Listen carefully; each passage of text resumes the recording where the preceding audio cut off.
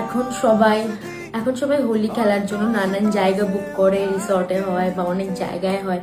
But two be honest, যতই নতুন বন্ধু আসুক বা কিছু, পাড়ার গ্রুপটা হোলির দিন একসাথে রং মেখে ভূত হয়ে গরু ছাগলের মুখোশ পরে প্রত্যেকটা পাড়া ঘোরার যে মজা, এখনকার অন্য কোথাও গিয়ে ওই মজাটা পাওয়া যায় না। I know that.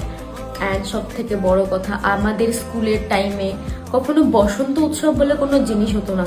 হোলি খেলার আগের দিন স্কুল ছুটির পর ওই যে আবির খেলা, আর বাড়ি এসে উদুম ঝাড় খাওয়া, কেন না স্কুল ড্রেসে কেন রং লাগিয়েছিস, এই বকা খাওয়া, আর যে টাইমটা যে মিস করি না, মানে সিরিয়াসলি।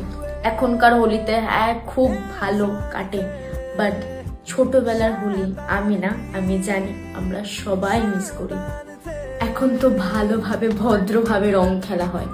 ছোটবেলায় এরকম রং খেলা হতো, আমার এক সাইডের মুখ সিলভার, এক সাইডের মুখ গোল্ডেন, হাতে পায়ে না সবুজ রং উঠতো না, সাবান, বেসন, হলুদ, চালের গুঁড়ো কোনো কিছুতে উঠতো না। এরকম হোলি খেলতাম, কোনো ভদ্রতা ছিল না। ভাগ্যিস তখনকার দিনে কোনো ফটোশুট ছিল না। এখন যদি ফটো বার করি, কে কোনটা চিনতে পারবো না, এত বাজে। এখনকার তো হোলির দিনে রাস্তা পুরো পরিষ্কার।